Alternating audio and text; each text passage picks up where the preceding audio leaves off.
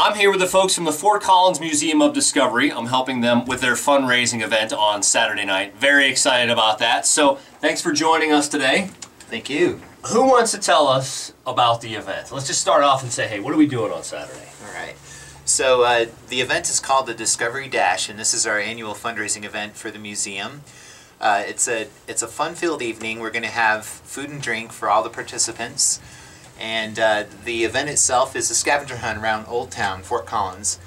And so people are going to be given a clue book, and they'll have a set amount of time to get out around town and find the answers. And the winner, of course, is going to be rewarded with fabulous prizes. Yeah, yeah. So the scavenger hunt should be a lot of fun, right? Yes. Yeah. Tell us about it.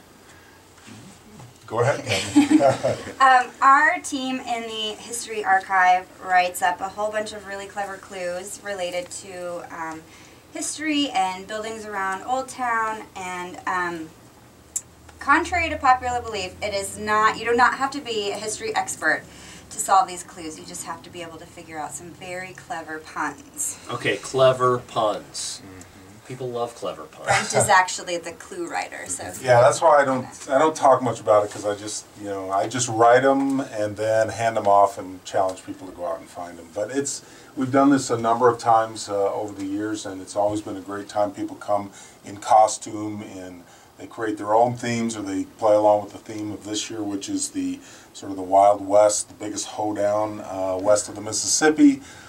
It's great to see people come in costume and really get into it and have a great time. And people, you can go out there and, bust your backside and try to solve all the clues. You can go out on that time and you can have a nice, relaxing stroll through Old Town, maybe enjoy an adult beverage if you choose. Yeah. Either way, you're going to have a great time, and we're looking forward to it. Yeah, well, it's going to be a nice Saturday, August night in Old Town. Yeah. And Saturday, August night, as in evening, excuse me, in Old Town. You had it right all along. In Old Town.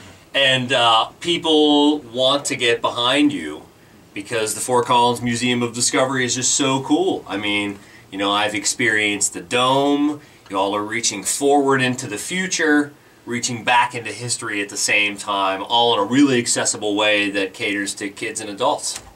Right? That's true, yes. We've taken sort of a unique approach to how we present our stories in the museum, and we have this really blended experience with hands-on, science-based activities, but also we support those with collections-based storytelling, traditional museum exhibits, all of which, though, are presented right in a blended experience. So you come in and you'll go play, learn how to play musical instruments, and right beside that there'll be a case of historic music instruments and the story of music in Fort Collins for a really kind of a unique experience.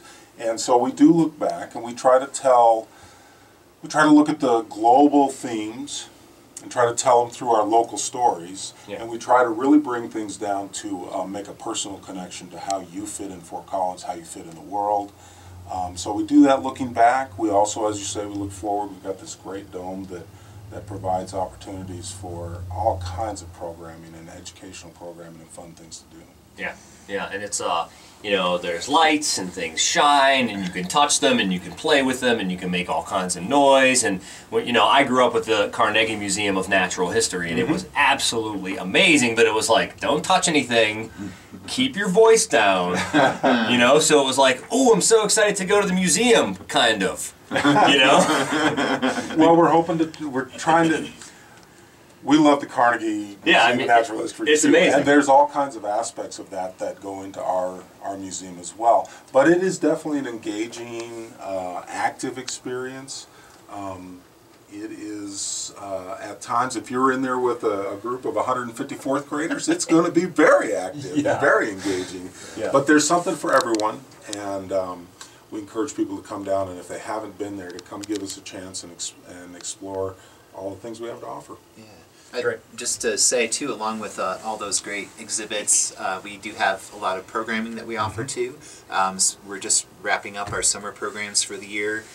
These are intense camps. I shouldn't say intense, but they're weeks long, most of the day, camps for kids. Well, they'll get our kids out of our hair all day long. There you go. Soul. Yeah.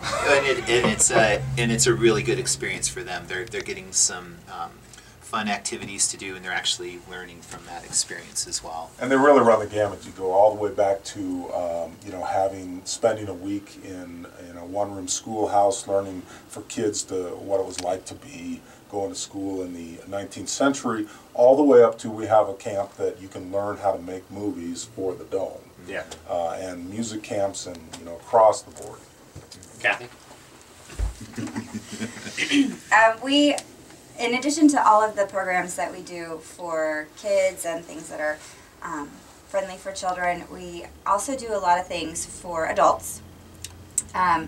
We are using the Dome in a lot of interesting ways for live music performances and kind of avant-garde filmmakers and things like that. So we're trying to kind of be a little bit of something for everyone in terms of our programming and our gallery.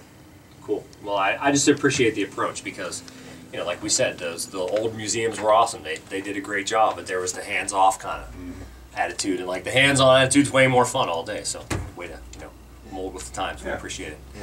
Michael Allison, Kathy Jones, Brent Carmack, big fundraiser on Saturday. Thanks a lot for stopping in. We appreciate your time. And before we get out, how do we find you in the digital world? You can find us at our website, which is www.fcmod.org. So that's the acronym for Fort Collins Museum of Discovery. Does it make you feel cool to have your acronym as your website? Like, not too many people have a 5-letter website address. It's just the hardest one possible because it's all the letters no one can understand. Yeah, it's like FZ. Did you say Z? No, Z. Right. But still, it's not easy to find those short URLs. Right. You got to be something special for that. fcmod.org. Thank you all. Thank you. Thank you.